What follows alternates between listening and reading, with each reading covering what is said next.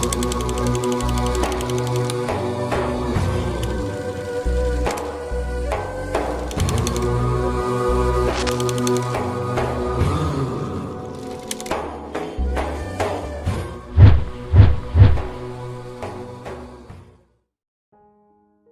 datang di channel Rumi Topik. Ada baiknya sebelum mendengarkan, posisikan terlebih dahulu tubuh Anda dengan nyaman. Tenangkan perasaan Anda, santai, rileks, dan disertai dengan mengucapkan basmalah. Selamat mendengarkan. A'udzubillahi minasyaitonirrajim. Bismillahirrahmanirrahim. Rabbi a'udzubika min hamazati sayatin wa a'udzubika rabbi ayahdurun. Rabbi shrahli sodri wa yassirli amri wahlul 'uqdatam min lisani yafqahu qauli. Assalamualaikum warahmatullahi wabarakatuh. Alhamdulillahirabbil alamin. Segala puja-puji milik Allah Subhanahu wa taala yang atas rahmat karunia kasih sayangnya. Salawat serta salam juga kita lupakan, kita sampaikan kepada seluruh nabi dan rasul, wabil khusus baginda besar kita Rasulullah Muhammad Shallallahu Alaihi Wasallam, kepada para sahabat-sahabatnya, tabiin, pemuka-pemuka agama, wali-wali Allah, pejuang-pejuang bangsa, dan senantiasa sampai kepada kita sampai akhir zaman. Amin, amin ya Allah ya Rabbal Alamin. Oke, sebelum kita mulai, kita hening dulu, kita landing dulu ke sini. Siapa tahu masih ada pikiran-pikiran yang nyangkut di mana gitu ya. Jadi kita buka hati dulu dengan Al-Fatihah. Mari kita hening sejenak, oma-oma. Yang berat-beratnya dilepasin dulu, yang khawatir cemas dilepasin dulu. Kita buka hati kita hening sejenak. Ala hadiniyah Al-Fatihah. A'udzubillahi minasyaitonirrajim. Bismillahirrahmanirrahim. Alhamdulillahirabbil alamin arrahmanirrahim maliki yaumiddin. Iyyaka na'budu wa iyyaka nasta'in ihdinas siratal mustaqim. Siratal ladzina an'amta 'alaihim ghairil maghdubi 'alaihim waladdallin. Amin. Allahumma arini ala asya'aka mahiyya. Amin amin ya Allah ya Rabbal alamin. Hatur nuhun, terima kasih, dan supaya semangat kita tepuk tangan dulu dong buat kita semua.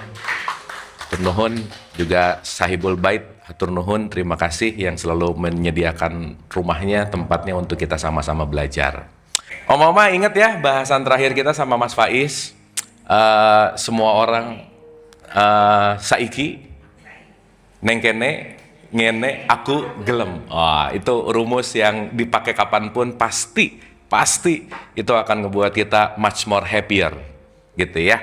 Karena pada dasarnya kalau mau dicari pembahasan yang paling eksistensial, tidak ada orang yang mau atau tidak ada orang yang tidak mencari yang namanya bahagia. Tapi hari ini kita akan menyadari bahwa bahagia itu bonus, jangan dicari. Karena kalau nyari bahagia, nggak pernah berproses menuju bahagia, nggak akan pernah dapat bahagia. Makanya hari ini banyak orang shortcut, pokoknya cepat bahagia. Akhirnya ngapain? Korupsi. Pokoknya cepat bahagia, akhirnya ngapain? Bohong, dan seterusnya. Padahal nanti kita akan ngerti bahwa happy atau bahagia itu adalah bonus. Ya, sama seperti kalau kita pengen punya buah jeruk di taman, buahnya itu bonus dari setiap hari kita menanam. Betul nggak, Oma-Oma? Ya, jangan berharap pengen ada jeruk kalau tiap hari jeruk mana. Kalau nggak nanam, nggak akan ada jeruk. Jadi kalau boleh kita akan memahami, jangan mencari kebahagiaan, tapi nikmatilah dan cintailah prosesnya. Bahagia itu adalah bonus. Setuju? Oke? Nah, sekarang kita akan sedikit lanjut, oma-oma, karena ini berkaitan dengan the happiness gitu ya. Karena ini berkaitan dengan yang namanya tingkat atau level dari konteks yang namanya kebahagiaan. Seperti biasa, saya akan pinjam Al-Ghazali di sini, saya akan pinjam Mula Sadra, saya akan pinjam Ibnu Arabi, saya akan pinjam dari beberapa perspektif tasawuf, psikologi, ada sainsnya. Pokoknya kita racik supaya jadi pembahasan yang renyah dan bisa dibawa pulang gitu. Setuju? Oke ya? Oke. Nah, saya mau memulai dulu begini, oma-oma. Kalau kita bicara dalam perspektif hidup, saya selalu pengen mengulang-ulang dari basic design, ya. Kita berbicara tentang inna lillahi wa inna ilaihi roji'un. Please, oma-oma, kalau dengar inna lillahi wa inna ilaihi roji'un, jangan lagi memikirkan itu urusan mati, bukan. Karena ilaihi roji'un ini nggak harus nunggu mati, Tapi ilaihi rojiun ini adalah pilihanmu saat ini mau kembali ke Allah atau tidak gitu. Jadi tolong lepasin dulu pemikiran konvensional bahwa hidup, mati, Allah. Hidup, meninggal, Allah gitu. Ya enggak lah. Kenapa? Karena Allah beserta kita di mana saja kita berada. Kemana saja kita menghadap wajah Allah. Ini seperti biasa ya, citasi referensi Qur'annya saya tulis di sini, di surat 57 ayat 3 dan 4, di Al-Baqarah 115, di Al-Baqarah 186, di surat Qaf ayat 16. Ini semua lagi mau mengatakan bahwa Allah itu nggak pernah jauh gitu. Nah, cuman jauh dekatnya Allah, jadi gampangan kata ya, oma-oma, supaya to be simple. Dalam perspektif Islam, bahagia adalah saat ilaihi rojiun. Itu namanya bahagia. Itu satu. Ya, jadi ini kita pakai dulu bahasanya supaya nanti kita akan mengerti. Artinya, saat keluar dari ilaihi rojiun, pasti lagi tidak bahagia. Nah, istilah yang sering kita pakai, kan kalau di ceramah konvensional tuh suka hidup mencari ridho Allah. Pernah dengar nggak? Oh. Nah, di sini nanti ada kata-kata ridho Allah. Gitu. Makanya di surat 98 ayat 8, Allah ridho kepadamu dan kamu pun ridho kepadaku gitu. Nah, jadi ini kenapa saya pakai garis berbolak-balik? Karena hubungannya selalu berbolak-balik. Kausalitas lah bahasanya. Ya, dah. Ulang sekali lagi. Innalillahi wa inna ilaihi. Berarti kembali kepada Allah bukan urusan jarak. Ya, sekali lagi ya. Tetapi ini lagi bicara dalam konteks yang namanya spektrum. Atau dimensi. Contoh. Bahagia itu sebenarnya udah ada atau belum? Udah ada atau belum? Ada. Tetapi tertutup oleh keinginan. Jadi sekarang pertanyaannya, kalau mencari bahagia berarti bukan mau sesuatu yang nggak ada dan dicari, bukan. Tapi kalau boleh saya pakai bahasa yang lebih gampang, bukan mencari tapi menemukan kembali. Oke, Mama? Bukan mencari tapi menemukan kembali. Kenapa? Karena barangnya udah ada. Karena spektrumnya udah ada, cuman ketutup.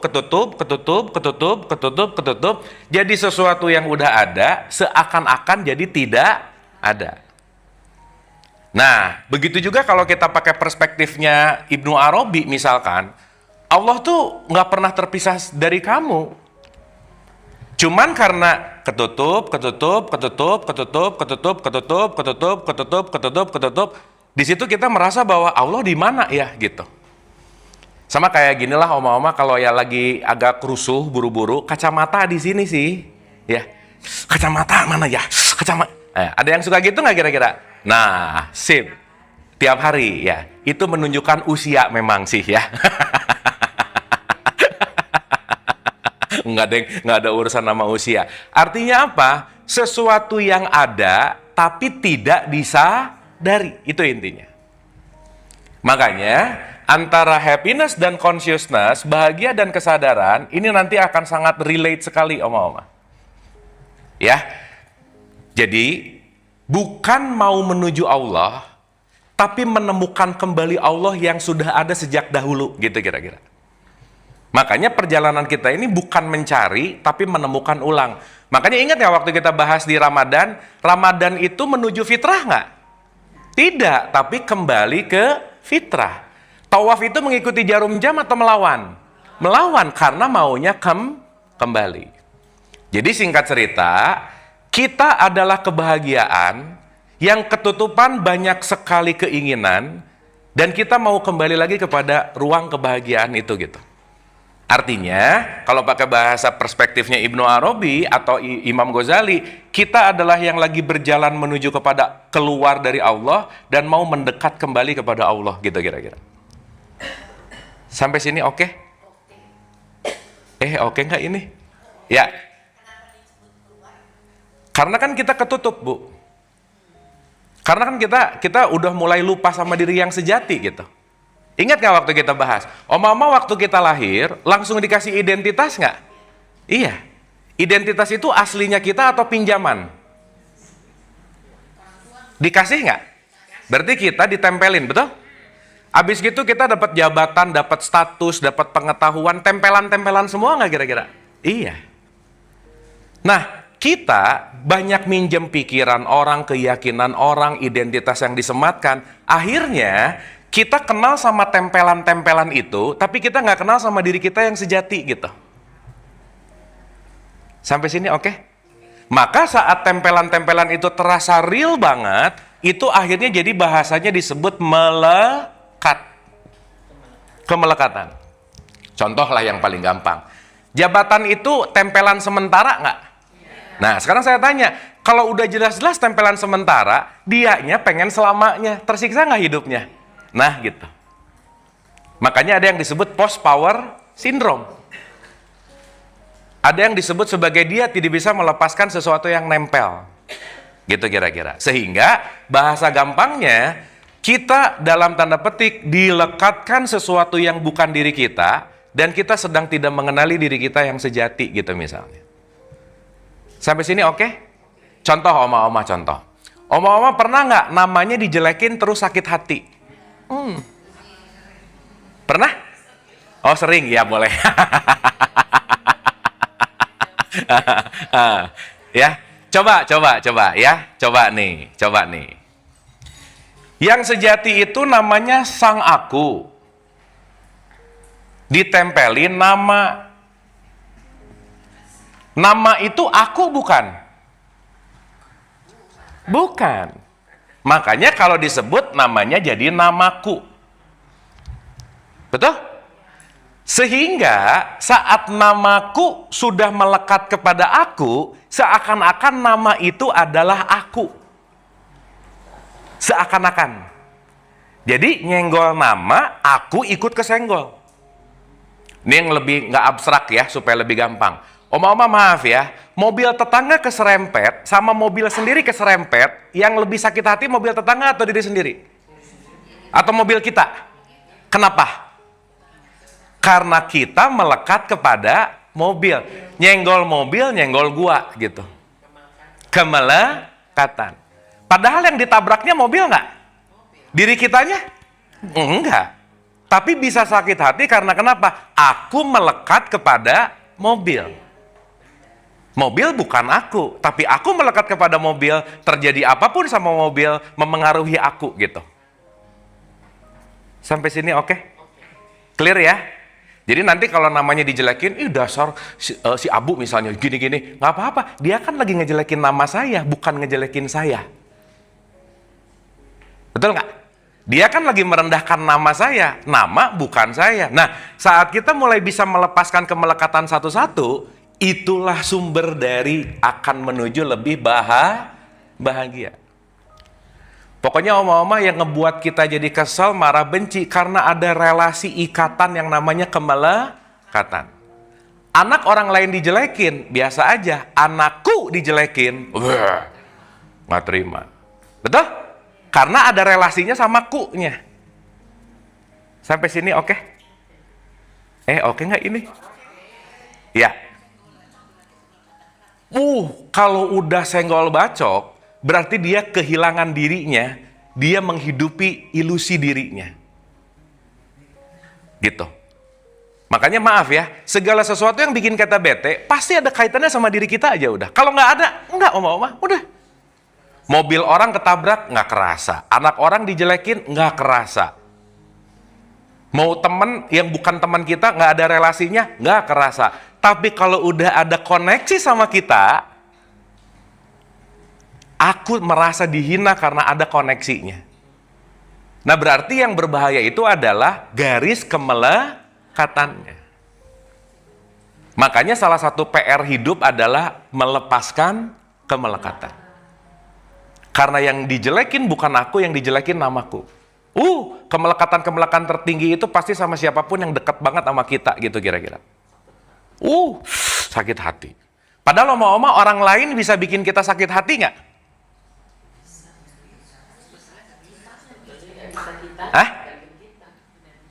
Kita mulai ya.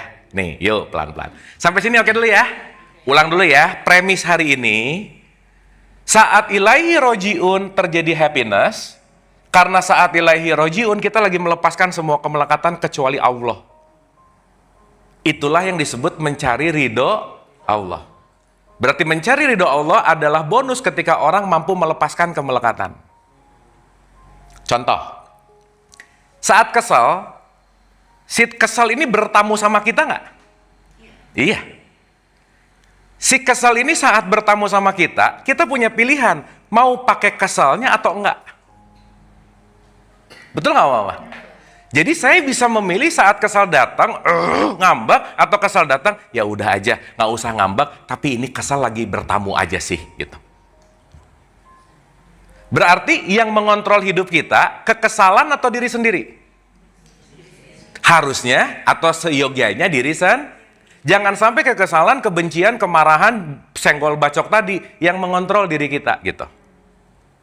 Nah, kita bagi beberapa tipikal manusia dulu hari ini. Ya, pelan-pelan. Sampai sini oke? Jadi innalillahi wa inna ilaihi raji'un, lepas nggak salah ada meninggal, innalillahi musibah, nggak salah. Tapi kembalikanlah kepada kesadaran tertinggi, kembalikanlah kepada nanti kesadaran tertinggi itu namanya apa? Penerimaan. Nanti bahasa Qur'annya disebut ikhlas. Gitu. Jadi ya oma-oma kalau nggak jadi orang ikhlas, susah happy aja, gitu kira-kira. Tapi maaf ya, ikhlas sama bego beda tipis. Aku ikhlas, enggak bego aja kali gitu ya. Jadi ikhlas, sabar, tawakal, bego tipis bedanya. Dipukulin dia nggak apa-apa, aku ikhlas. Nah itu bego namanya ya. Gitu ya. Nah disitulah perlu pengetahuan supaya kita tidak merasa ikhlas, padahal kita lagi bego gitu. Bodoh lah ya bahasa. Bodoh itu bahasa Arabnya jahil. Makanya ada jahiliyah. Bodoh itu artinya ketika kita terus-terusan menginginkan keinginan terjadi untuk melewati atau untuk melawan realitas, itu namanya bodoh.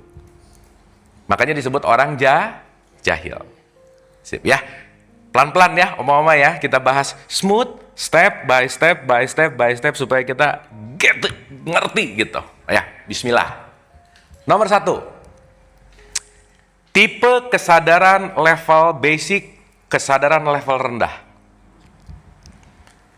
Dalam perspektif Ibnu Arabi, kesadaran kita ini dipengaruhi oleh yang namanya jiwa. Kita udah bahas ya oma-oma ya, bagian luar namanya jasad, masuk sedikit namanya jiwa. Jadi omongan saya, perilaku saya, langkah saya, typing saya, postingan saya ke Instagram, ke TikTok, yang menentukan adalah posisi jiwa. Bahwa tangan, lidah, kaki itu ngikutin apa yang diperintahkan oleh jiwa. Jadi sopirnya itu adalah jiwa. Karena tangan, lidah, kaki, ingat ya waktu ngomongin software hardware, ini typing lah, langkah, ngomong, itu tergantung dari kualitas kebersihan jiwa seseorang. Sekarang saya tanya oma-oma, kalau ada orang ngomong kasar, ngomong kotor, berarti jiwanya apa? Kotor. Begitu kata-katanya keluar binatang, berarti jiwanya apa? Nah, gitu. Kenapa? Karena segala sesuatu laku, itu adalah cerminan dari jiwamu. Dari diri sendiri. Yang sering saya bilang oma-oma, kalau teko isinya kopi, bisa keluar teh nggak? Kopi isinya susu, bisa keluar kopi nggak? Nggak bisa. Jadi kalau kita ngelihat ada orang nyerocos benci, nomor 1, jangan reaktif dulu untuk ngebenci balik. Oh ini jiwanya lagi gitu tuh. Gitu. Oma-oma saya mau nanya, jiwa yang terluka, sakit, keluarnya kata-kata sakit, berarti datang dari luka di dalam dirinya nggak? Oma-oma, orang yang terluka bukan harus dilukai balik, tapi perlu kasih sayang. Dan memang PR banget sih, kita dijelekin sama orang, ngebalasnya harus kasih sayang. Buset dah, wah itu PR banget. Ya. Kita dijelekin, direndahin, digosipin, tapi kita harus ngasih kue sama dia. Susah nggak itu? Iya, kalau bisa kuenya kasih sedikit racun boleh sih sama mama. Oh itu, oh itu nggak usah diajarin. Oh iya benar, ini udah 40 ke atas ya. Dari saya 2 kali lipat ya, itu udah jago banget. Paham ya? Makanya di surat 41 ayat 53 ada kalimat bagus deh oma-oma. Balaslah perbuatan buruk dengan kebaikan. Beda antara orang yang jahat dan orang yang baik. Kenapa? Saat kita dijelekin, kita bahas ngejelekin, kita lagi tidak menjelekan dia, tidak lagi merugikan dia, tapi lagi merugikan diri sendiri sebenarnya. Sampai sini oke? Nah, level 1 kesadaran di dalam konteks jiwa, level paling rendah itu namanya amarah, oma-oma. Pernah dengar nggak kata-kata amarah? Makanya di surat 12 ayat 53, amarah itu selalu mendorong kita menuju kepada kejahatan. Saya pakai gampang bahasa ya. Amarah itu kira-kira ginilah. Pokoknya kudu harus. Nah itu amarah namanya. Pengen sekarang, kudu sekarang ada. Oh itu udah dorong terus. Itu namanya level yang namanya amarah. Jadi amarah itu menekan, mengharuskan, wajib. Makanya oma-oma maaf ya, selagi kita masih banyak harus dalam hidup, rada susah bahagia aja udah. Harusnya, udah mulai itu.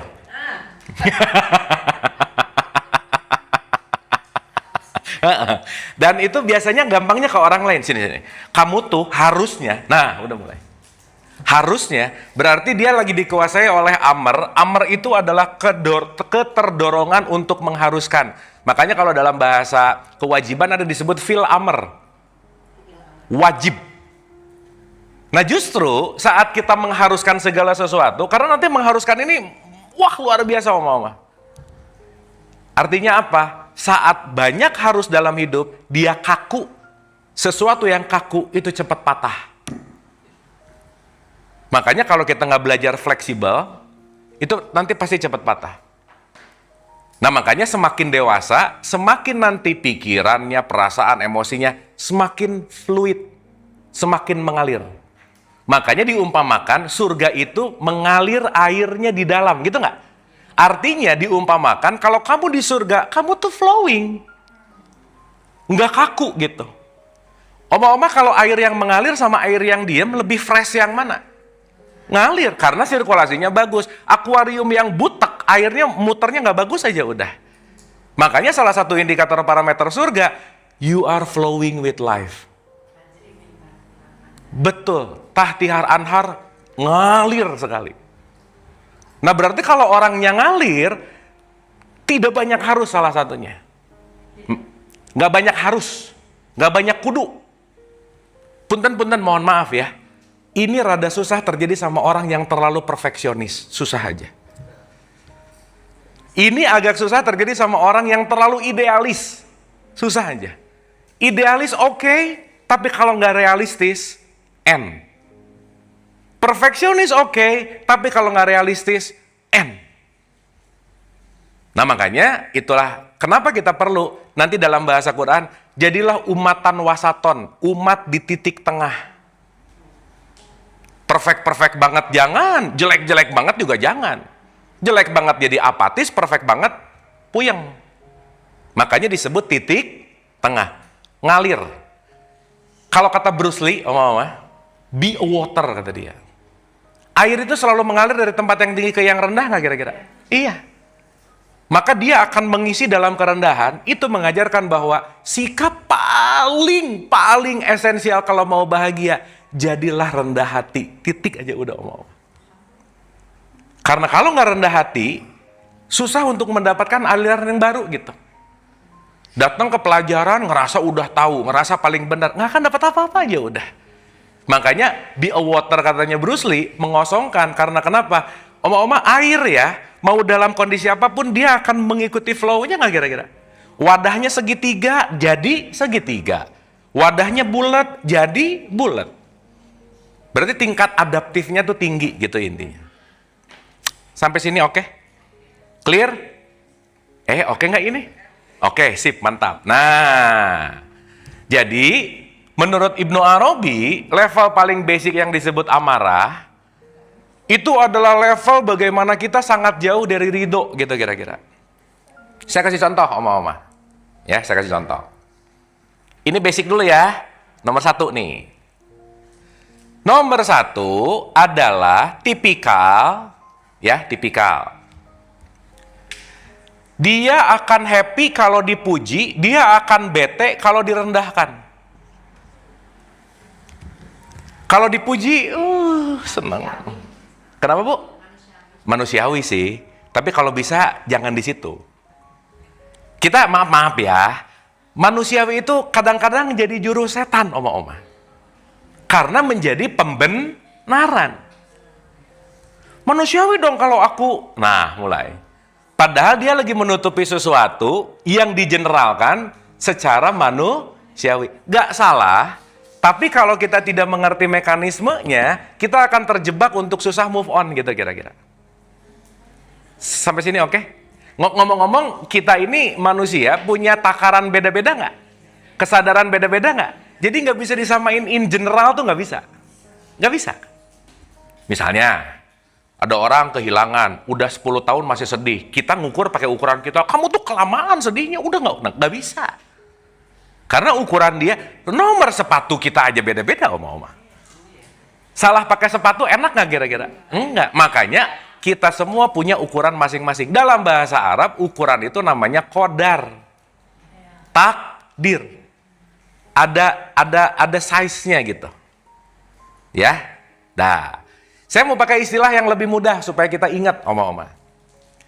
Level 1, orang kesadaran tingkat rendah, itu dia menyimpan remote control hidupnya ke orang lain. Nitip. Jadi kira-kira ketemu orang yang menyenangkan, happy dia. Kenapa? Dia menyenangkan. Tapi begitu ketemu orang yang menyebalkan, ketemu orang yang memuji, ketemu orang yang mencela, gitu. Kira-kira Oma-oma, kalau kita remote controlnya kita dititipin di orang lain, kita punya kekuatan sendiri nggak kira-kira? Enggak. Akhirnya mikirnya selalu, aduh mudah-mudahan dia tuh berubah, mudah-mudahan dia tuh berubah, mudah-mudahan dia tuh berubah, mudah-mudahan.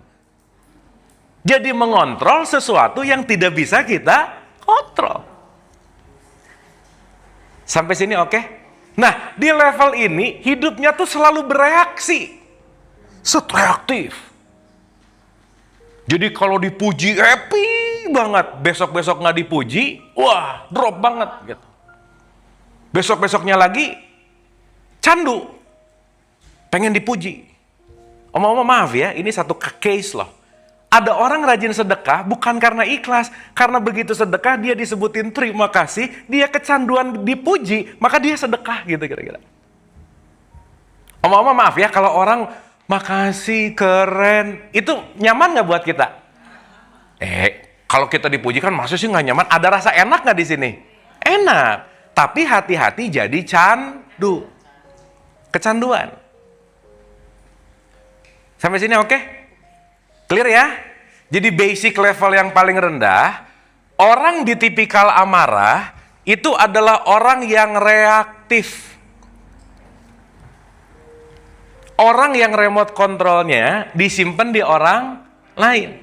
Berarti hidupnya diatur orang lain terus nggak kira-kira? Iya. Ini tuh tipikal gini-gini tuh yang tipikal orang-orang, kamu kok berubah sih? Nah udah gitu aja. Kamu kok jadi, kamu kok, kenapa? Jangan lupa Mama, setiap orang, setiap manusia selalu mengalami yang namanya perubahan. Oke? Clear ya? Jadi saya mau nanya ke pertanyaan awal. Bisa nggak orang membuat kita sedih? Bisa nggak kita sakit hati sama orang lain? Kalau di level ini. Oke? Nah, dalam perspektif Ibnu Arabi, kalau bisa, jangan lama-lama di amarah lah. Naik ke level yang namanya lawamah. Lawamah itu bahasa gampangnya sudah mengambil remote control yang di luar. Di nomor 2, kita sudah bersama remote control diri kita. Aku yang menentukan. Coba oma-oma, maaf ya, lagi nonton TV, remote controlnya disimpan di teman, lagi asik dipindahin, bete nggak kira-kira? Bete. Kenapa? Remote controlnya dititipin sih di dia gitu. Coba ambil, mau ngencengin terserah, mau ngecilin terserah, mau ganti channel terserah. Kenapa? I own my life. Saya yang menentukan, saya yang benar-benar mendirectionkan, saya yang benar-benar mengatur segala sesuatu, bukan dari faktor eksternal. Ini namanya sudah mulai masuk ke level yang namanya responsif. Bahasa di dalam perspektif Qur'annya udah mulai lawamah. Lawamah itu artinya mulai ada perenungan. Nah, saya mau ngulang nih oma-oma. Maaf ya. 98% yang kita lakukan keseharian itu adalah hal yang otomatis, oma-oma. Makanya sering disebut autorespon. Oma-oma sekitar 60, 70, 80 usia berjalan, berarti menggunakan program sudah selama itu nggak kira-kira? Iya, jadi udah nggak bisa nyalain lagi, bangun tidur tuh udah pakai program itu aja udah. Jadi oma-oma kalau ketemu orang yang cemberut mulu, udah nggak usah gimana, emang programnya gitu. Oh iya, ada orang yang julid mulu, emang programnya gitu. Nyinyir terus, emang programnya gitu. Oma-oma maaf banget nih ini ngomongin fakta masalahnya. Makin lama program dipakai, makin usianya bertambah, program makin rada susah berubah. Jadinya habit. Nempel. Makanya saya ulang-ulang, ini beneran kajian yang super salut gitu. Di usia 70, 80, oma-oma masih mau belajar, masih mau recycling knowledge. Nggak banyak yang begitu, oma. Tepuk tangan lu dong buat oma-oma, keren lah pokoknya ya, top gitu. Terus mau ngedengerin orang yang nggak jelas gini ngomong lagi gitu ya, gitu.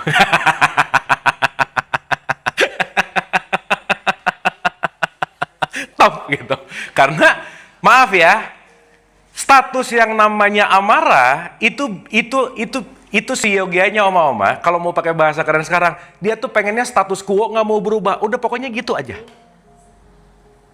Nah maaf nih ya, ini senjata utama di level 1. Aku orangnya emang gini. Udah aja oma-oma. Udah aja. Kalau udah, aku tuh emang gini sih. Udah aja. Kalau orang udah ngomong aku tuh emang gini, emang dia nggak mau bertumbuh aja udah. Yang lucu, dia nggak mau bertumbuh, tapi kasusnya sama, ngeluh mulu gitu. Kayak di kaos kaki ada batu, oma-oma, kan kalau jalan sakit. Nggak dibuka, nggak dilepasin, dipakai aja terus, tapi tiap hari ngeluh, aduh sakit nih, tapi kamu nggak mau berubah gitu kan, rada aneh ya. Gitu kira-kira. Ya. Saya begini, kalau kamu nggak mau terima, kayak siapa? Menarik ya? Ya, berarti ibu salah teman, Bu.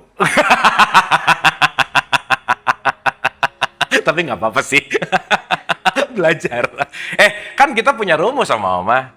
Ciri-ciri orang takwa adalah sabar, betul? Siapa yang bikin kita jadi orang sabar? Orang yang menyebalkan. Jadi kalau kita nggak pernah ketemu orang menyebalkan, skill sabar kita nggak akan naik levelnya gitu kira-kira. Ya, tapi kelamaan juga pegel sih ya. Jadi milih-milih lah boleh ya, gitu kira-kira. Karena kita boleh milih. Mati nih bentar ya. Dah, sip.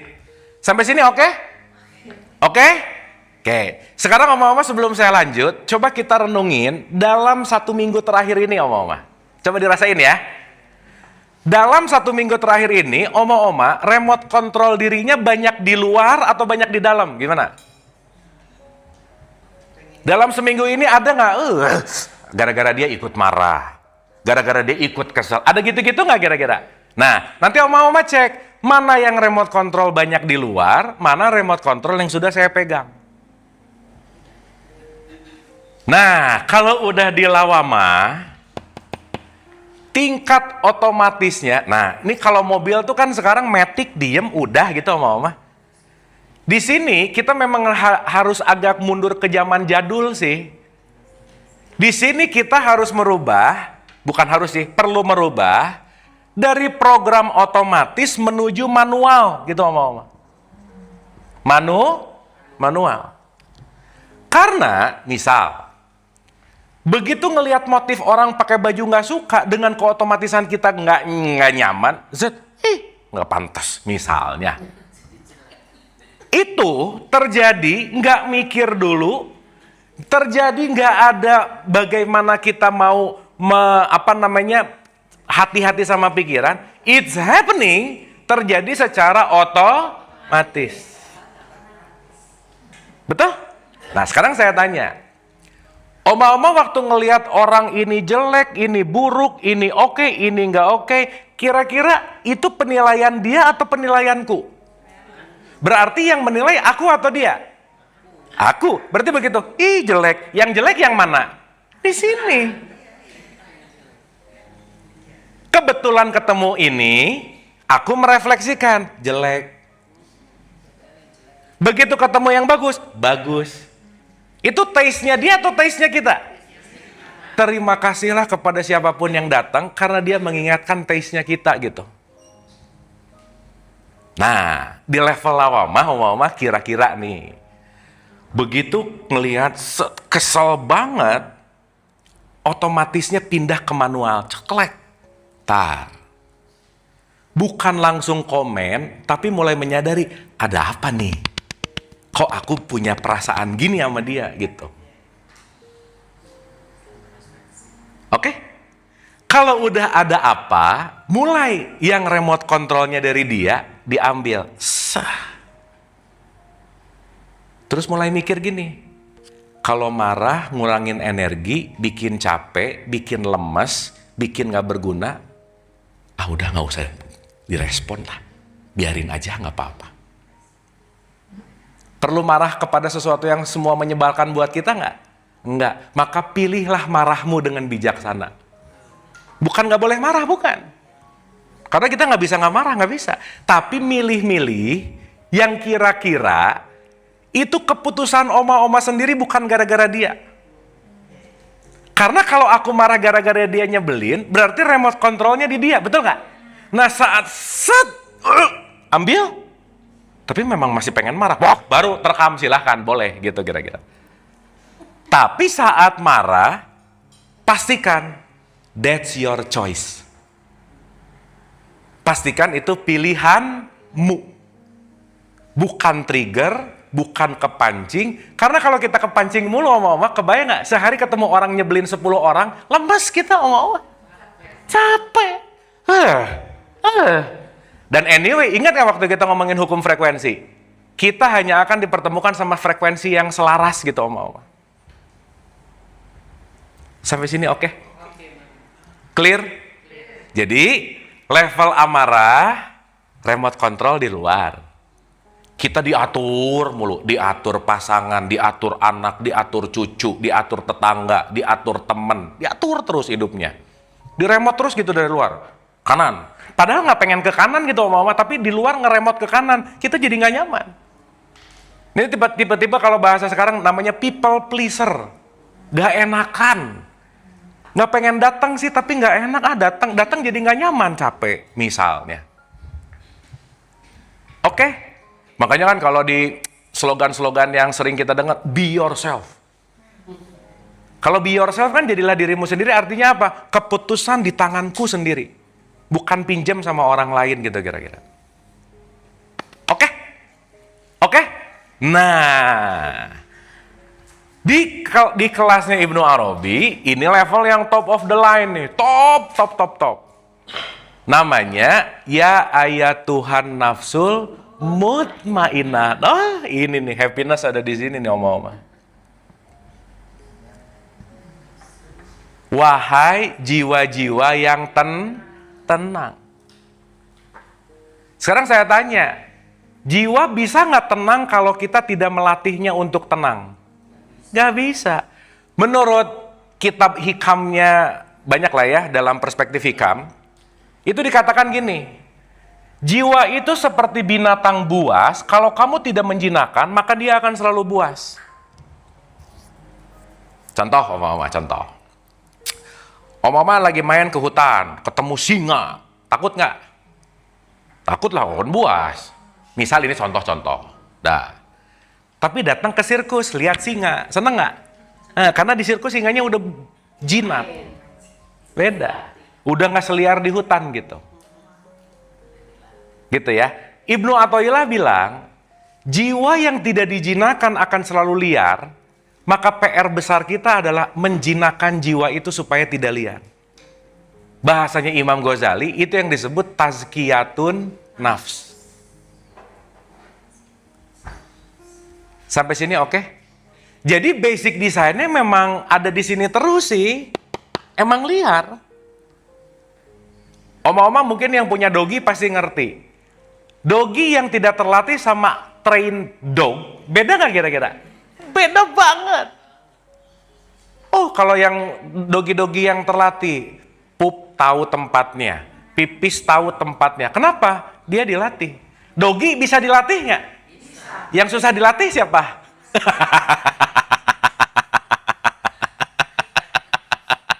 Gitu ya. Itu menarik loh. Ya. Berdiri, ikut. Salaman, bisa. Karena dia terlatih. Makanya sindiran Quran kan sadis ya oma-oma. Aku udah berikan pendengaran, penglihatan hati nggak dipakai. Terus kamu bedanya sama binatang ternak apa? Katanya. Itu kan menarik gitu intinya. Oke? Jadi sekarang saya tanya, yang menentukan ketenangan jiwa kita, orang lain atau diri sendiri? Jadi oma-oma please, tidak ada yang bisa menyayangi diri kita kecuali diri sendiri, nggak ada yang bisa care sama diri kita, kecuali kita perhatian atau care sama diri kita sendiri. Ya, jadi kalau mau pakai hashtag, my life is my making. Hidupku tergantung apa yang aku buat. Nah nanti di situ namanya hidup dengan bertanggung jawab terhadap remote control kita gitu kira-kira. Oke? Bisa dimengerti? Clear? Nah, sebelum lanjut, oma-oma, ya sebelum lanjut, nanti abis ini kan kita bakal ketemu kejadian-kejadian, betul? Oh, entah nanti ketemu inilah, itulah. Rumus ini dipakai oma-oma. Misal, ini paling gampang tuh kalau udah mulai nyebelin, nggak enak, kalau happy-happy mah udah aja ya, gitu. Begitu nyebelin, remote control dipinjem nih. Berarti saat ada kesel, sadari dulu bahwa remote control lagi dipinjam. Nomor 1, jangan bertindak apa-apa dulu. Freeze dulu. Kalau bahasanya Quran, kenapa sholat itu sangat esensial? Disitulah yang disebut tumak ninah. Sadar dulu bahwa oke, ini mau kejebak nih. Ambil dulu, kalau mau pakai nafas santai dulu boleh, relax dulu boleh. Artinya cuma satu aja oma-oma. Jangan sampai kejadian sama tindakan itu terlalu cepat terjadi gitu kira-kira. Ini yang paling bahaya nih. Salah lihat dari jauh keburu ngambek. Padahal salah lihat misalnya. Hati-hati. Karena penglihatan kita bisa menipu. Pendengaran kita bisa menipu. Betul nggak? Sehingga berikanlah jeda antara kejadian dan yang namanya keputusan. Sampai sini oke? Nah, jeda antara kejadian dan keputusan, semakin jedanya panjang, semakin clear mengambil keputusan. Itu namanya khusyuk. Jadi oma-oma kalau ketemu orang nyebelin, khusyuk. Remote control nih. Set. Di situ kalau mau masih marah, masih kesel, terserah, tapi pastikan pilihan kita. Bukan gara-gara dia. Contoh oma-oma. Saya mau pinjam ceritanya dari Imam Ali nih. Ya, top banget. Lagi perang. Kalau perang, nusuk-nusuk itu nggak kira-kira? Iyalah pasti. Kan namanya juga perang gitu. Sesabar-sabarnya perang, segimanapun kan nggak mungkin. Ayo, ayo, ayo, kan nggak mungkin gitu. Pasti ada defense gitu. Dikisahkan di dalam satu kisah bahwa Imam Ali lagi mau memenggal orang, memenggal orang. Dia udah gini, musuh nih ceritanya. Pas mau, mungkin ini las yang bisa saya, di sini. Begitu diludahin, di sini Imam Ali diem pedangnya, zem, berhenti om. Kenapa coba? Ini reasonnya nih. Ditanya, kenapa nggak diterusin? Ini kira-kira ya, ini saya ceritain pakai bahasa yang gampang. Kenapa nggak dihantam aja gue dah? Imam Ali bilang gini, waktu aku mau menebaskan awal, tidak ada kebencian karena ini adalah hal yang paling proper yang perlu dilakukan. Nggak ada hatred di situ karena ini adalah sesuatu hal yang dialirkan. Tapi saat tadi aku diludahi, kebencianku muncul, aku tidak mau membunuh kamu dalam kebencian, kata dia. Keren nggak Allah? Berarti Imam Ali bisa mengotak-atik ini secara cepat banget nggak kira-kira? Karena kalau diginiin memang dalam defense mode, tapi gini gara-gara benci, timbal balik konsekuensinya beda gitu. Paham nggak maksud saya? Singkat cerita jadi nggak jadi, dilepasin, udah bebas aja ceritanya gitu. Tapi moral of the story adalah, kita bisa melakukan kebaikan yang sama dengan sikap hati yang berbeda, itu output, inputnya pasti beda gitu mau. Sama-sama ngasih sedekah, yang satu ikhlas, yang satu ada mau-maunya. Kata Imam Ghazali itu namanya riya. Ngundang anak yatim sih ngasih amplop, doain ya.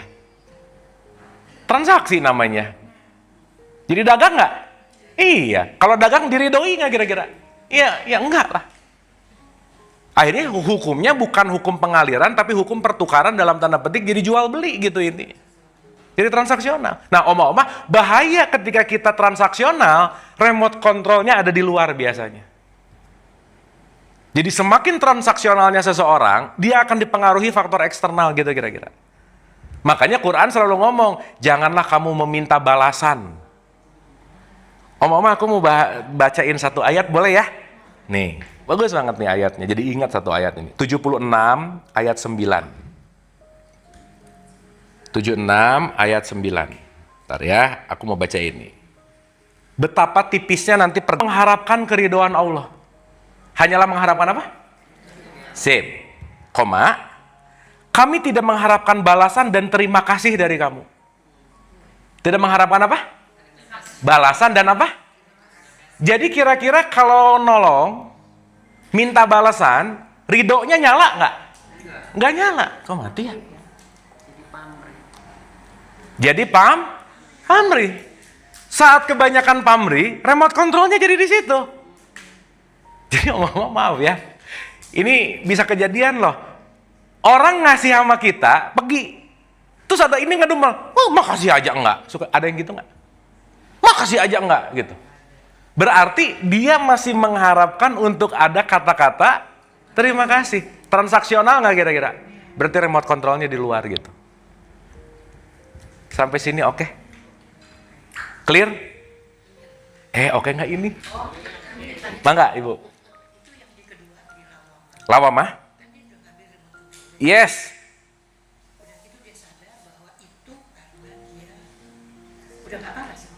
Yes. Ya.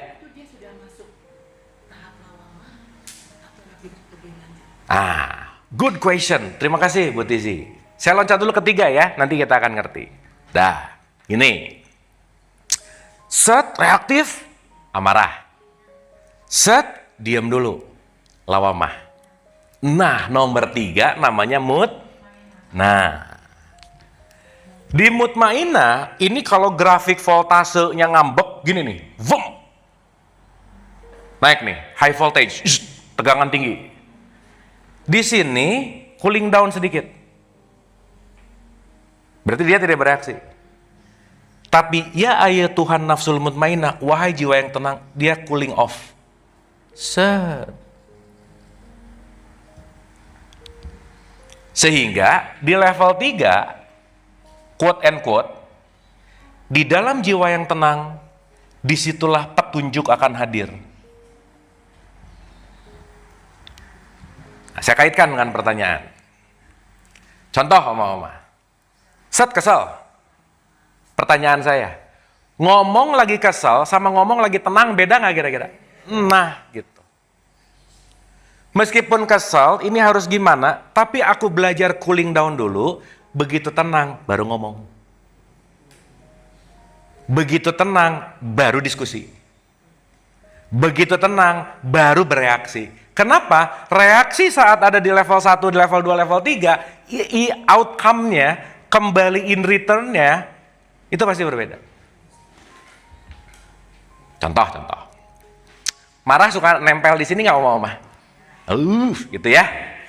Set, marah nih sama siapa? Apalagi Oma-Oma jangan lupa. Pen-trigger voltase tertinggi dalam hidup untuk kemarahan, kebencian, apapun itu, pasti orang-orang terdekat aja udah pasti. Udah aja. Orang dekat tuh perilakunya biasa aja, tapi nggak tahu kenapa push the button, shit, tinggi banget gitu. Kalau orang lain mungkin sama, nggak akan setinggi itu gitu. Karena memang itu nanti jadi satu sistem sih. Jadi sistem. Contoh. Marah nih, kesal banget. Pengen banget ngata-ngatainnya detik itu gitu. Dia tuh sebenarnya, ingat Oma, saat dia tuh, si petunjuk lagi ngumpet nggak? Lagi ketutup nggak? Iya kan ada di sini. Ini yang keluar di sini pasti emosi, ego, benci, dan seterusnya gitu. Kenapa kita perlu holding time? Supaya apa? Supaya yang nanti kita kerjain, datangnya dari petunjuk, inilah yang nanti disebut ridho Allah. Jadi di level 1 ridho Allahnya belum muncul. Kenapa? Karena akunya masih reaktif. Udah mulai ceritanya terlatih nih. Set, jangan dulu ngomong, tenang. Oke, tetap ada marah. Marah itu energi Oma. Daripada ngambek-ngambek, lempar-lempar piring, olahraga dulu bentar. Cuci piring, apa. Nah lama-lama cooling down tuh. Set. Begitu nyampe cooling down, petunjuknya datang, getting clear, pasti itu jauh lebih baik keputusannya daripada tadi waktu high voltage gitu kira-kira. Pernah dengar nggak ada satu hadis Rasulullah, kalau kamu lagi marah berdiri, duduk. Kalau duduk masih marah, baring. Kalau baring masih marah, wudhu. Kalau duduk, baring, wudhu masih marah, buset dah gitu kira-kira.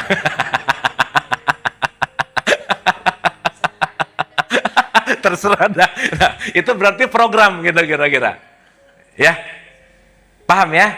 Jadi Oma-Oma, di level 1, please kalau bisa, nomor 1 jangan ngomong, nomor 2 jangan ngambil keputusan. Diam dulu. Freeze dulu. Khusyuk dulu. Kenapa? Karena yang lagi bergejolak bukan ridho Allah. Nah pun tetap harus marah, pengen apa, tapi udah di level di sini, nanti beda outputnya gitu. Bahkan kadang-kadang nggak harus marah, senyum aja beres masalahnya gitu, kadang-kadang.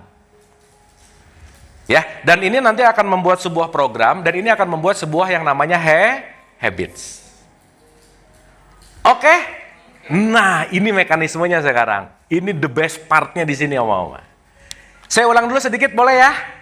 Ulang. Innalillahi wa inna ilaihi rajiun. Dari petunjuk, kembalilah ke petunjuk. Petunjuk di dalam diri kita ditutupi oleh amarah, lawamah. Jadi kasaran kata, tiap hari kita mengambil keputusan jangan-jangan bukan ridho Allah, tapi mau-maunya aku. Makanya tiap sholat selalu gini nggak? Ihdinas sirata, tunjuki jalan yang lurus. Balikin lagi ke petunjuk dong. Balikin lagi ke petunjuk dong gitu. Saat kita mulai latihan 1-2-nya bagus sama Oma, ke nomor 3 itu pasti makin lebih oke. Istilah kata nomor 3 itu wise, putih itu gitu. Hidup tidak sependulum benar atau salah, karena selalu ada titik tengah di situ gitu. Makanya kita perlu fleksibel di sini. Ya, nah. Berarti petunjuknya udah ada atau belum? Udah dong, udah ada. Tapi jarang keakses karena keburu action. Ngomong lagi marah, petunjuk gak keakses. Istilah kata, mau ngapa-ngapain, akses dulu ke petunjuk gitu kira-kira. Ya, nah sekarang kita bagi nih oma-oma. Jiwa kita, jiwa nih ya, itu di belakang terdalamnya itu ada yang disebut dengan yang namanya sang kesadaran murni, atau ini yang disebut, saya pakai dulu bahasa petunjuk. Jadi bahasa gampangnya, saat kita melampaui jiwa, kita bisa mengakses ruang petunjuk gitu. Saya ulang ya. Ini kita nih di sini nih, set. Kejadian level 1-2 itu pasti bergerak dari yang namanya jiwa. Di dalam jiwa terdalam itu ada yang namanya petunjuk, nanti kita akan ngerti. Jadi kita bisa dipengaruhi oleh jiwa atau petunjuk sejati. Nanti petunjuk ini yang disebut percikannya Allah gitu. Consciousness, yes, consciousness itu di sini. Kesadaran. Di sini kesadaran, di sini kebiasaan. Berarti kalau udah pakai kebiasaan, kesadaran ketutup nggak biasanya? Iya. Jadi kalau kita dipengaruhi 98% kebiasaan, kesadarannya ngumpet, Om. Nggak kelihatan. Oke? Nah, contoh. Nomor 1. Keputusan kita dipengaruhi nomor 1, namanya nafs. Apa mama? Bahasa gampangnya ingin. Itu nomor 1. Ya, jadi decision itu datang karena aku pengen. Oh, pengen nanti macam-macam tuh. Makanya mama di keinginan kita ada siapa? Bacain lagi ya ayatnya ya. Nih. Nanti oma-oma kenal pasti sama yang satu ini. Oh, kenal deket lagi. Sobat. Sobat kental ya. Nah, 22 ayat 52. Oh, ini bagus banget statement ini karena ini disebutnya juga pakai ke level-level utusan gitu. Nih ya, bagus banget nih kalimatnya. 22 Al-Hajj ayat 52. A'udzubillahi minasyaitonirrajim. Bismillahirrahmanirrahim. Wama arsalna, tidak diutusnya min qablika mi rasul. Ini lagi berbicara tentang utusan rasul. Dan kami tidak mengutus seorang rasul dan tidak pula seorang nabi sebelum engkau, melainkan apabila dia mempunyai suatu keinginan, mempunyai suatu apa? Setan pun memasukkan godaan-godaan ke dalam keinginannya itu. Siapa yang masuk? Oma? Gitu. Jadi dalam setiap keinginan ada apa? Setan. Berarti keinginan, pintu masuk diemnya setan ada di situ nggak kira-kira? Nah, gitu. Padahal boleh jadi nggak butuh, tapi pengen. Betul? Berarti sekarang yang jelas-jelas setan ngumpet ada di mana? Bukan, di diskon. Udah gitu aja. Iya. 50% sale. Nggak butuh sih, beli. Benar nggak? Kalau mama ke Singapura ada setan di situ ya. Ya. Jadi strategi 77, 88, 99 itu strategi setan sebenarnya. Untuk membuat kita yang nggak butuh-butuh amat jadi ingin. Sampai sini oke? Oke? Contoh mama ya. Maaf nih ya, ini gampangan aja udah. Keinginan itu pasti melibatkan indrawi, oma-oma. Indrawi, indria. Dengar, lihat. Datang ke arisan, set, tas baru nih temen, misalnya. Ini misal aja contoh, set, baru nih. Gitu. Manggil-manggil di dalam. Ayo. Jadi nggak tenang gitu, mama. Gitu. Soalnya itu lebih keren kelihatannya gitu. Oh dulu masih muda, sekarang udah menjadi-jadi.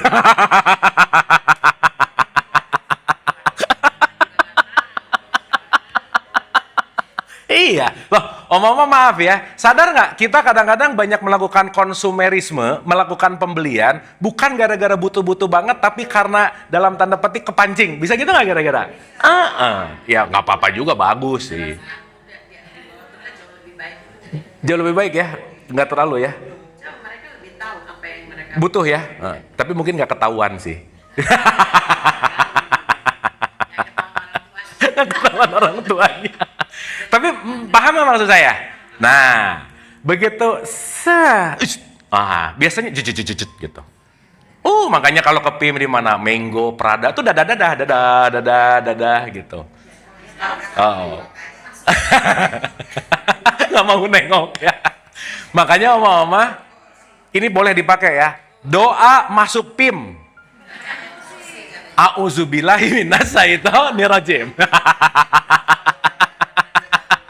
Iya, begitu ada gini, auzubillah gitu ya. Itu doa masuk PIM gitu ya. Mau PIM 1, 2, 3, 5 terserah lah. Hadis Nabi. Iya, kalau masuk ke pasar harus doa. Kenapa? Ya itu tadi, kebanyakan yang dibeli yang tidak butuh. Nah, koma. Nih. Abis pengen terjajah nggak oma-oma? Isinya, wik, di mana belinya, harganya berapa, kamu kapan bisa dapatnya, wik gitu. Betul nggak? Iya. Nah, indikator parameter itu butuh atau tidak paling gampang oma-oma. Kalau itu nggak dilihat orang-orang, kamu masih pengen nggak gitu kira-kira? Itu aja. Yang jangan-jangan kenapa pengen beli, pengen dipakai, show off gitu. Flexing, bahasa sekarangnya flexing, betul. Tapi nggak apa-apa juga loh ya, ini mah pilihan gitu. Bukan berarti nggak boleh, bukan. Tapi pilihan. Nah, saat keputusan datang dari keinginan seperti itu namanya nafs gitu kira-kira. Nah, nafs yang rendah namanya nafsu. Nafs yang tinggi namanya birohmah, dirahmati. Jadi nggak semua nafs buruk, nggak oma-oma. Nafsu kan kalau pakai bahasa psikologinya ego lah gampangannya gitu kira-kira. Oma-oma datang ke sini pakai ego nggak? Pakai, kalau nggak ada ego nggak akan datang, nggak akan belajar. Tapi sekarang ini egonya lagi jinak gitu kira-kira. Biasanya rada nggak jinak pas mau makan siang. Wah udah mulai gitu. Misalkan contoh ini mah contoh aja ya, paham ya? Jadi kenapa? Oh nggak ada di sini. Udah lah ya. Ini mah lagi cerita di tempat lain sama Oma ya. Oh di sini mah marifatnya udah level mentok. Ya. Saking mentoknya kejeduk gitu. Dah. Berarti keinginan bisa membuat keputusan kita nggak? Tapi ternyata bukan hanya itu Oma. Ada basic yang kedua. Keputusanmu datang dari pikiranmu. Jadi kalau tadi nafs itu ingin, kalau pikiran itu adalah karangan narasi-narasi cerita-cerita yang ada di sini. Ngarang aja kerjaannya. Jadi oma-oma maaf ya, pikiran biasanya membuat suatu kenyataan jadi banyak bumbunya gitu. Contoh, ini ulang-ulang nih yang supaya gampang. Ada orang nge-WhatsApp pasangannya. Udah centang 2, biru lagi. Berarti udah kebaca nggak? Faktanya WhatsApp tidak dibalas. Bener nggak? Tapi begitu 5 menit mulai ngarang pikiran, kayaknya aku udah mulai nggak diperhatiin deh. Kayaknya, jadi bikin film di sini nih, gitu. Kan kita tuh sutradara hebat loh, oma-oma ya. Tapi sutradara ngarang sih, nggak apa-apa juga. Filmnya nggak laku. Sekarang saya tanya, dengan karangan itu bisa bete nggak?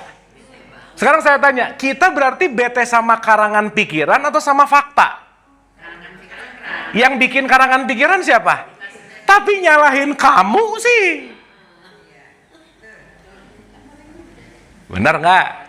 Berarti keputusan bisa datang dari karangan pikiran. Jadi Oma nanti kita ngerti ya.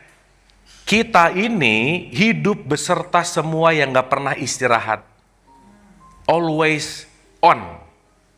Fiha abada kun fayakun, terjadi terus. Udah aja. Sekarang Oma orang tidur aja mikir loh. Susah tidur nyenyak. Terlalu overthinking. Oma ingat ya, stres itu perlu, over stress nggak bagus. Tanpa stres kita nggak bisa maju. Thinking perlu nggak? Overthinking yang jangan. Jadi ingat ya, pikiran itu alat, bukan masternya. Kita yang pakai alat. Lama-lama si alat ini menguasai diri kita. Jadi overthinking kemana-mana. Dah, yang ketiga, apa sih yang menentukan keputusan kita? Nomor 3 adalah luka lamamu yang disebut trauma. Oma. Nah ini berkecimpung nih. Jadi memutuskan itu karena pengen, narasi ngarang, atau luka lama mengambil keputusan. Nah Oma kalau mengambil keputusan dari 1, 2, dan 3, itu levelnya kalau nggak amarah lawamah, itu level basic gitu. Tapi kalau 1 begitu keinginan, hold dulu. Begitu pikiran, hold dulu. Begitu trauma, hold dulu. Contoh-contoh, anak bandel. Pikirannya, main sama siapa sih ini? Wah, buak, disalahin udah. Itu pikiran. Yang kedua, konteks yang namanya pengen. Aku tuh pengen yang gini. Dianya gitu. Kalau trauma, aku adalah ibu yang tidak berhasil. Nah, itu trauma. Jadi bisa marah sama anak. Ini bawaan pengasuhan dari kecil, luka, batin, wah macam-macam Oma. Jadi ingat ya, waktu kita mengeksekusi keputusan bisa datang dari luka, bisa datang dari pikiran, bisa datang dari keinginan, bisa combine semuanya. Itu terjadi split second, snapshot banget. Pertanyaan saya, kalau mau ngomongin yang terbaik, keputusan datang dari nafs, pikiran, atau trauma, mana yang paling terbaik? 1 Oma, yang terbaik datang dari di belakang petunjuk, inilah yang disebut kolbu gitu. Inilah yang nanti petunjuk langsung dari Allah. Kenapa? Karena kolbu yang menyaksikan 3-tiganya, saat kita connect ke kolbu, bukan urusan ingin, bukan urusan luka, bukan urusan aku mengendalikan dan lain-lain, tapi this is the proper way. Ini yang terbaik, paling bijaksana. Latihan tadi. Oma kalau rasa ini kan udah masuk ke ranah rasa ya. Kita akan tahu kok this is the best thing. Tahu banget. Contoh nih ya. Keputusan 1, 2, gampangannya gini supaya mudah. Kita tuh satu rumah punya 4 penghuni. Penghuni 1 namanya nafs, penghuni 2 namanya penghuni 2 namanya pikiran, ketiga trauma, keempatnya kolbu. 4-empatnya ada di sini. Atau mau saya kecilin lagi supaya gampang. Di dalam diri kita ada 2 suara, 1 suara Allah, 2 suara setan. Udah gitu aja. Kenapa? Gampangan yang setan ya? Iya nggak apa-apa juga. Nah, bahasa gampangnya 1, 2, dan 3 ini setan aja, gampangannya gitu. Gampangannya. Makanya Oma begitu. Auzubillahi minasyaitonirrajim. Artinya, aku tidak mau ngambil keputusan dari ingin, dari trauma, dari yang namanya pikiran. Hold dulu. Akseslah kolbu. Ini kalau bahasa di sholat sunnah, pernah dengar nggak? Istikharah. Istikharah itu kan melepaskan ini semua. Membiarkan aliran kolbunya untuk hadir gitu. Berarti Oma kalau tadi pertanyaannya how to, 1, jangan terlalu didikte oleh keinginan, itu 1. Yang kedua, jangan terlalu didikte oleh pikiran. Yang ketiga, kenalilah luka lamamu, yang jangan-jangan lukanya itu nganga, masih sakit, tapi nggak pernah diperbaiki, nggak pernah dikasih betadin gitu misalnya. Makanya Oma, obat melepaskan ini semua nggak ada lagi. Kalau kita mau mengakses kolbu kita lebih oke, kata kunci dari semua harian latihannya gampangannya, pandai memaafkan kesalahan orang lain. Udah aja omong-omong. Once we forgive, letting go, 1, 2, dan 3, voltasenya gini nih. Kolbunya, vum. Betul tadi kata Om Ayer, makanya istafti kolbak. Mintalah fatwa kepada kolbumu, bukan kepada nafsumu. Mintalah fatwa kepada kolbumu, bukan kepada luka batinmu. Kenapa? Saat luka batin teriak jadi perilaku, berarti itu action dari luka batin kita nggak kira-kira?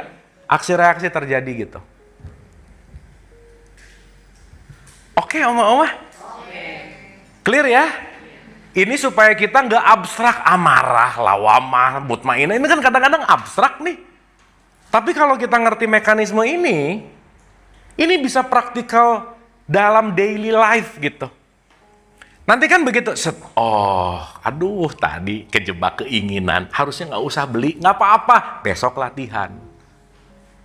Aduh tadi itu aku punya trauma, Oma maaf ya, orang yang kekurangan diberikan apresiasi, dia akan rendah diri. Saat dia rendah diri, dia akan melakukan segala sesuatu berdasarkan kerendah diriannya gitu. Contoh nih yang nyata, pagi-pagi bos datang ke anak buahnya, nanti siang meeting. Baru nanti siang meeting langsung, aduh gua salah apa ya? Aduh nanti gimana ya? Aduh ini dipecat nggak ya? Stres gitu omong. Padahal cuma pengen ngobrol si bosnya, bisa gitu nggak kira-kira? Nah gitu. Oke? Clear ya? Bisa dipahami? Udah mulai bisa beda-bedain ya? Nah, ini akan terlatih secara sangat top kalau emang kita pakai keseharian. Pikiran nih. Oma-oma, nggak semua pikiran harus diiyahin. Iya. Nggak semua keinginan harus dibeli sekarang dan dipenuhi sekarang misalnya. Makanya perlu holding time. Nah, holding time itulah saat dimana kita bisa mengakses yang namanya kolbu. Makanya di 1328, kalau kamu mengingat, kalau kolbumu akan tenang kalau mengingat Allah. Jadi oma-oma maaf ya, ingat Allah tuh bukan Allah. Bukan. Ingat nih si kolbu yang terhubung, ingat kalau aku mengambil keputusan pakai nafs kah, pikiran kah, trauma, saat ini bergejolak, sholat, terhubung. Inna sholati wa nusuki wa mayaya wa mamati lillahi rabbil alamin. Nggak ada pikiran, nggak ada pikiran, nggak ada keinginan, nggak ada trauma, nggak ada la ilallah. Gitu. Tidak ada ilah selain Allah. Keputusannya hanya percikannya langsung yang nanti lewat kolbu. Nah oma-oma, nanti kita bahas di the next.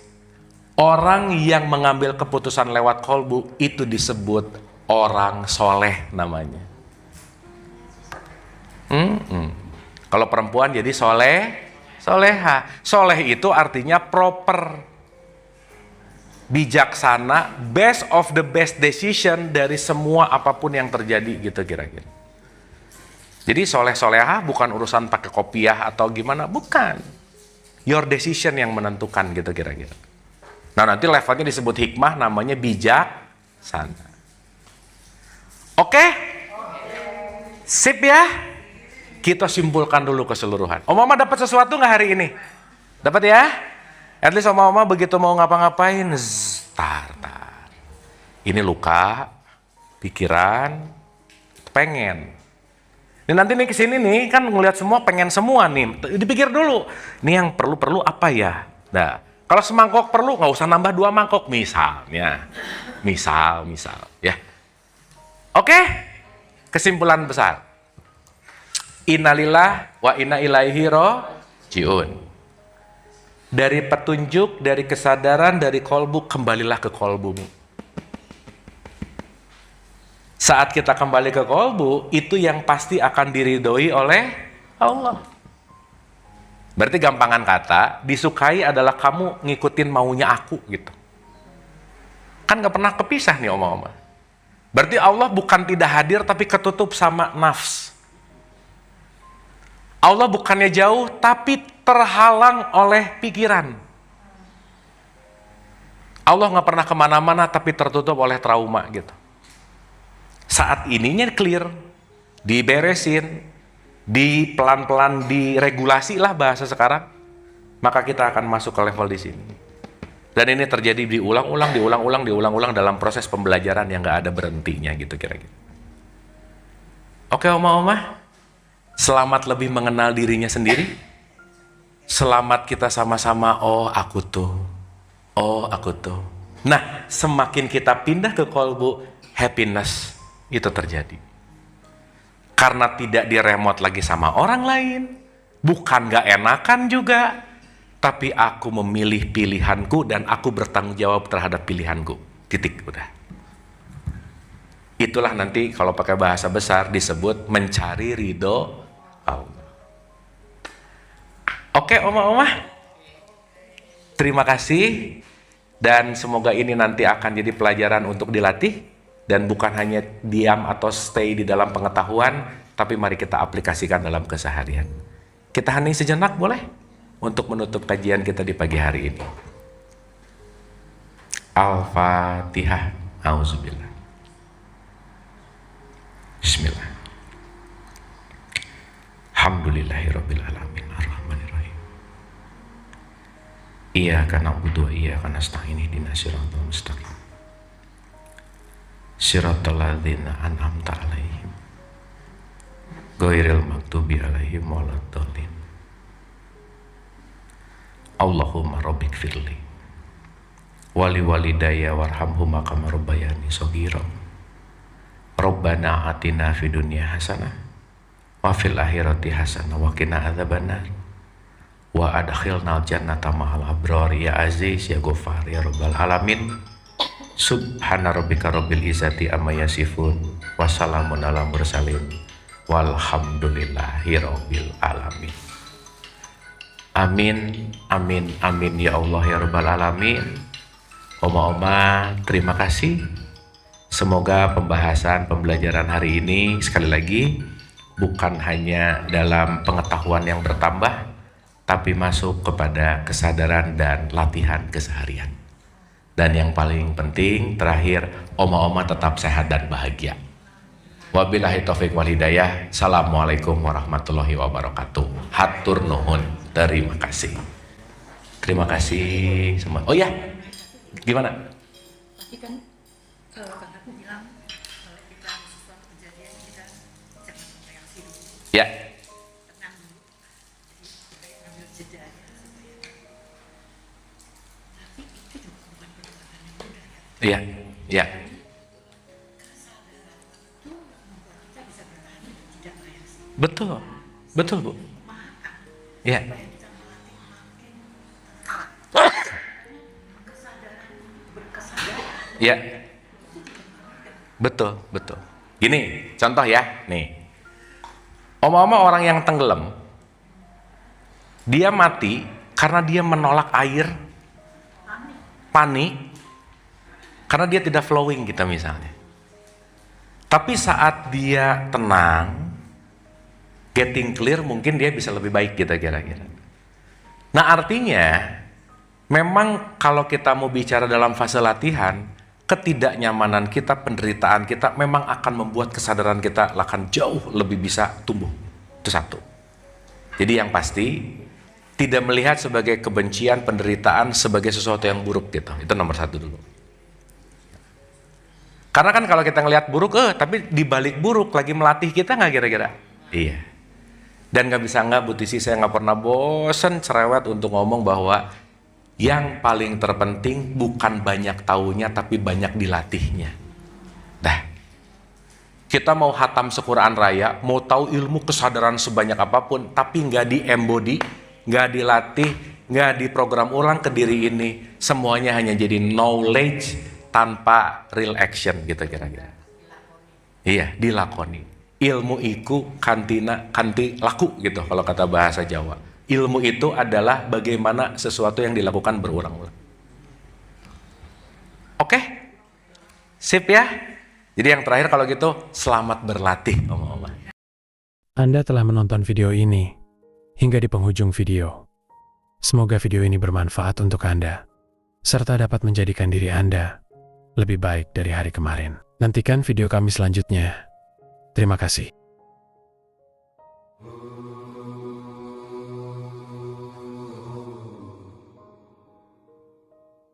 bukan dari Adam, Hawa, taman surgawi atau Firdaus.